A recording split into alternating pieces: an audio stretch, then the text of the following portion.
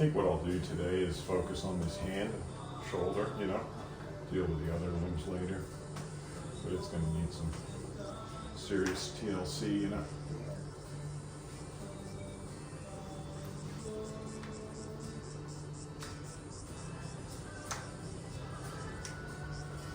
When you're teaching somebody, Yeah.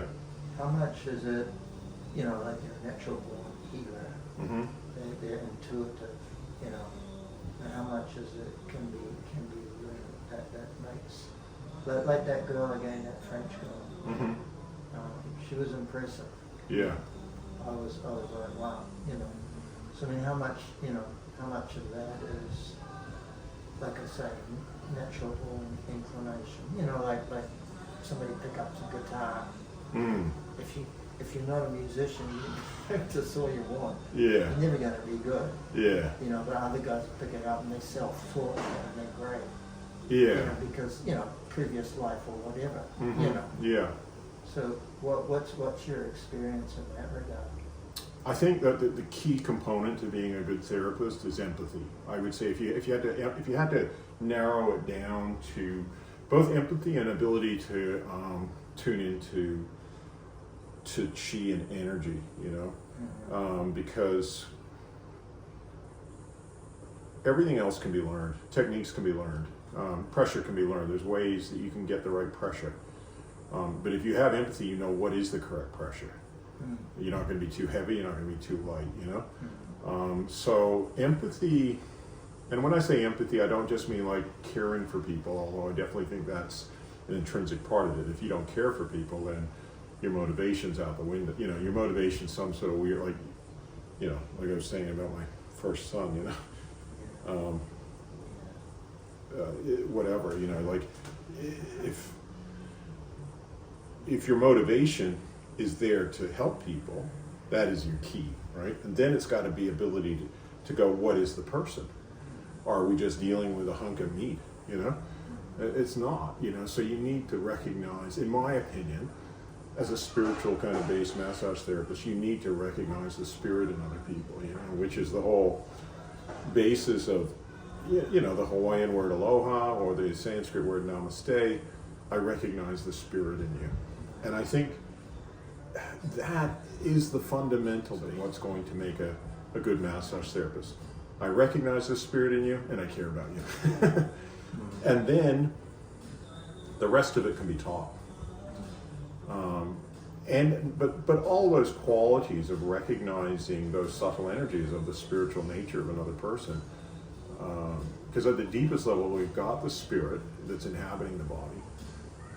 But then on covering that, we've got it's like gases or electricity, like you know, it's like, you know, some people use the word bad chi, but it's almost like between the layer of the physical and the soul level, you've got these subtle material levels, and some of that can be bad energy, okay, which we could call bad chi. Some people don't like the word chi, some people don't like the word energy, but English is very bad when it comes to terminology that's useful for what we're actually trying to do, which is to get rid of that subtle energy that manifests physically as tension. Okay, so it's like it comes down to that question of what creates tension. Why does, you know, it's like, why is your shoulder tight here, you know? Like, shouldn't it just be all nice and loose, which is the goal, which is what, you know, trying to get rid of chronic residual tension is the goal of what we're trying to do. But that then comes down to that question of why are we tight, you know? And what is it that makes us tight? And to me, that's more of a subtle energy, like a gas, like electricity, or something in there that's creating tension. But it can also be emotional, which is also like a subtle material thing, you know? Some people like to use that thing, energy, you know, motion, energy and motion. I don't know about that, but it's interesting when you think about repressed emotion, you know? And what does that do? And, you know, people talk about in common, you know, everybody know, oh, stress creates disease, stress raises your blood pressure, you know? But how, why, you know? The actual mechanism isn't well understood. And what exactly is stress, you know? In some ways, stress is repressed emotion. It can be like frustration, it can be anger, it can be sometimes even like being polite to somebody when you want to tell them to fuck off, you know? Yeah. You know, like the English, you know, the stiff upper lip thing of the English, you know, and like how English society, they tend not to, you know, people talk about them being passive aggressive, or, you know, Canadians can be passive aggressive, people say, you know, where you're not actually just speaking your mind. That can actually create tension as well. So it's what makes a good therapist, coming back to your original question, and to me, is somebody also who can, first of all, has you kind of don't have a judgmental frame of mind in terms of like people's emotions and things like that either, because you recognize they aren't their emotion, you know, and we're dealing with a lot of people who have gone through some very messed up situations. Some of it, you know, we could say underneath it, it's all everybody's karma, but you know, what about a kid who was sexually molested, you know? Yeah. Underneath, yeah, it could be their karma, but they're still messed up from it, you know? And our job is to help. You know? And so we've got to recognize who is the real person and who is, I call it like the fake person. Because the fake person is like a straitjacket that creates tension. And we're getting rid of that fake person. And we're getting back to the real person, because a person feels way more in touch with themselves when they have no chronic residual tension. They feel physically better, and as I was saying to you last night, some tension is purely physical. I was working on an athlete, because I got thing to commission or whatever to teach at the New Zealand Institute of Sport, and there was a girl there that was a javelin thrower. She had a very tight shoulder, and I worked her, really hard, you know? And not a drop of emotion came out, because her shoulder was tight because she was throwing a javelin. And so, but that's not common, but that occurs, you know? So we have physical tension, and then we have a lot of mental and emotional tension. Just let me know if you can feel this, you know? If anything's sort of uncomfortable in any way. I can go a little bit like, yeah, I think this finger definitely involved in your shoulder being bad. So as I say, we got bands of tension, you know, that are coming through here, coming right up into here, for example. You can feel how tight you are in there. So it's coming from this finger, but it's... How can you tell it's that finger not? It's also a little bit from this finger, but you feel how this joint moves better? It's more free. Whereas when we move this joint, it feels more stuck. So that's a good signifier to me that this is the source of it. When you got a stuck joint, and this occurs, you know, a lot of elderly people are getting arthritis. Arthritis is an extreme form of built-up tension. And so I diagnose a lot from these joints. And I can go, okay, that one's not too bad. It has a bit of movement. This one, it just feels stuck, and you know. And then this one, not great, but not too bad. It's a bit tight there, you know, which is going to be adding to this tension. So the different parts of the shoulder are going to be affected by different fingers. So the closer you get, like you can see how this is very pronounced on you, that's going to be more likely to be coming from your thumb. And you can feel how tight you are there. And your thumb doesn't want to pull. It's stuck, so it's really tight like in here. So this is what I call the inner thumb band coming through here and getting right into here. So to release different aspects of your shoulder will come from, so my primary diagnosis on yours is going to be this finger and your thumb. Yeah, but not to say that the others aren't involved, but they'll be playing lesser roles, you know. And you can see how intense that is when I'm using the chopstick on the very tiny bits of the band. So what I want you to do is just to go deep inside and get that breath going into your belly. And I'm going to try and figure out the maximum that you can handle before you tighten up against me or pull your hand away. And then I'll work, and if that's a 10, then I'll work up to like a 9.9, you know, up there, but then I'll go down to a 7, like in a wave-like motion. So I won't keep you up at your maximum the whole time, because I want you to be able to breathe and also get rhythmical in terms of going inside yourself. So the relaxation of your brain wavelengths as well. Yeah. So we'll just, I'll try and tune it, because I know I was hitting there probably, you know, sometimes when we first work and it's tight, we might, you know, hit an 11 or something, and then we got to kind of fine tune it a little bit.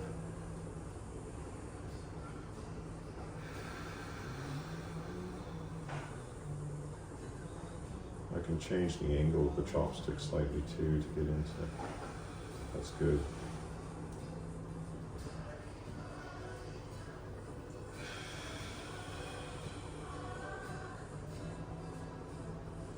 Thanks for bringing this music along too. It's beautiful. Yeah, it's nice. Yeah.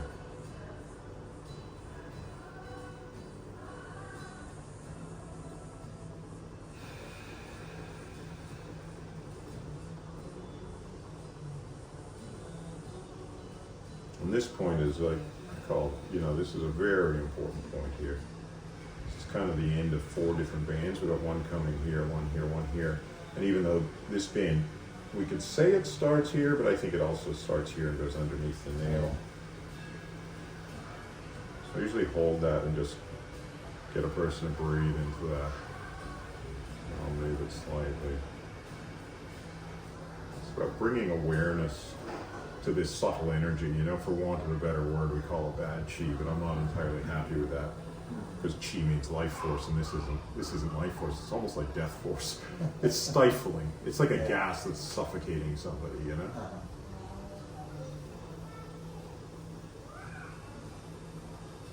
It's interesting how language can limit us. If we don't have a word in our language for something, then it can, or we have a word that people use like energy, and then a lot of people misuse that word to make it kind of bullshitty, Then it's like, okay, what do we call this? Good.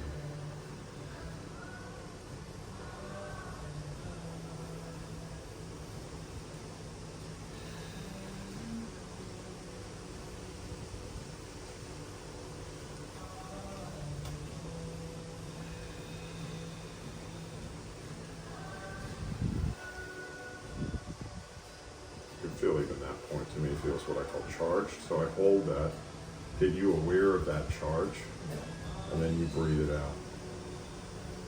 That's why I like to say we're a servant of the breath.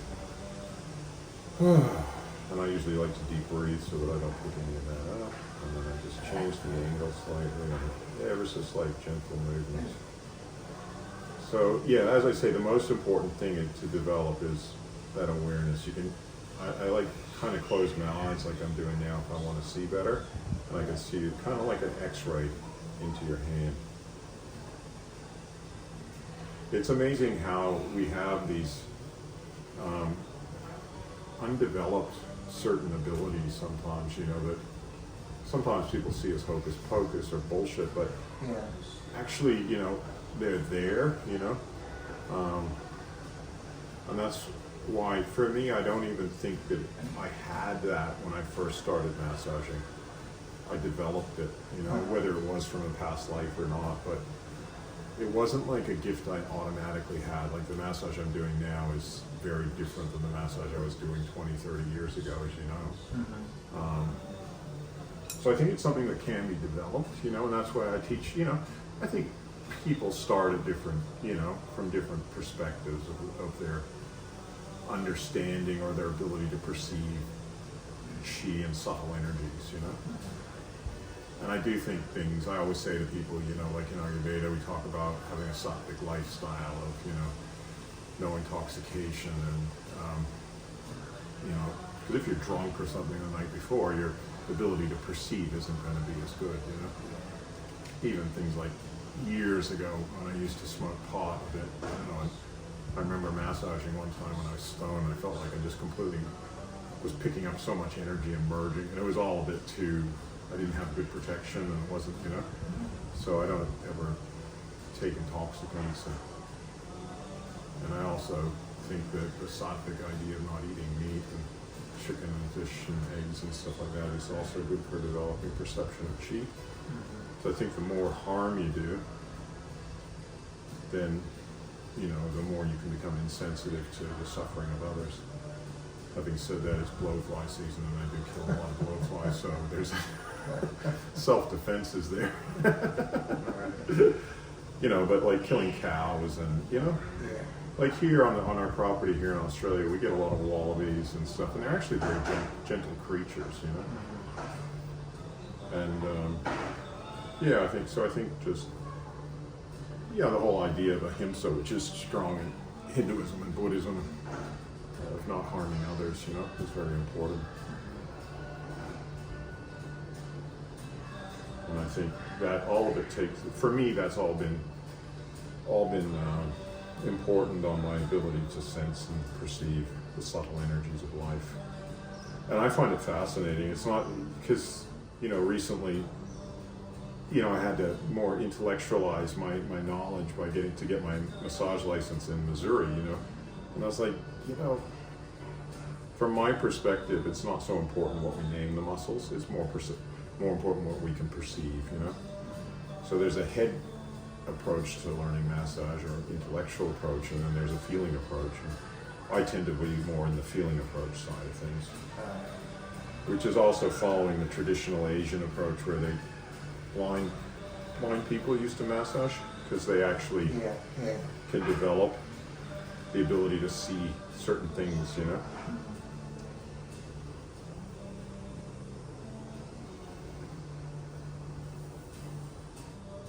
You know, after 35 years of doing it, I still find it really interesting. Oh, you keep learning. Oh, you keep learning, and it's one of those things you don't really ever stop learning, you know, like, especially the fact that there's 7 billion people on the planet. I mean, it's just like, you're always going to see somebody with a new imbalance, a new condition, a new something, you know. So you can never feel like you've learned everything, because people are different, and that's what makes it always interesting. I wouldn't say I love it all the time, but, you know, I was talking to you earlier about the concept of the green light, yellow light, red light, somebody who's actually open. It's far more, I like working on people that are, just give me that permission to kind of go, hey Brennan, you know, I'm tight and I want to get loose, help me, you know, let's work together. As I get older, I don't have time for people that don't know what they're there for, or, you know. Or the worst is when you have repressed emotions like anger, and then you access it and they blame you for it, you know. You made me angry. Yeah, it's just horrible. It's like, no, you know, so people think you're a punching bag, you know. It's like, no, that's not my job. I didn't create this tension in your body. I'm here to get rid of it, and you know, I'm working with the person. Like I say, I don't like to work over a 10 with people, you know. If I do, I like to scale it back and go, oh, okay, sorry, we might have gone a bit more, but the more I can work, the deeper I can work, obviously, the quicker I can get stuff done. So that's why I like to get people to work at their maximum so that we get better results.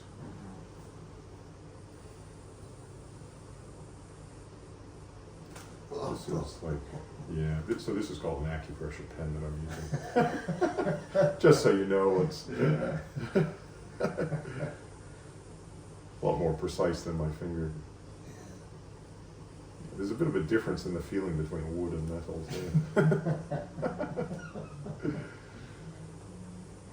How's that, about a 9? That's it, not too bad. Not Once too you bad. get away from the joint, It's not too bad. Okay. It's always that first one too, that's always a bit more. It's there, right? Yeah, I can feel that.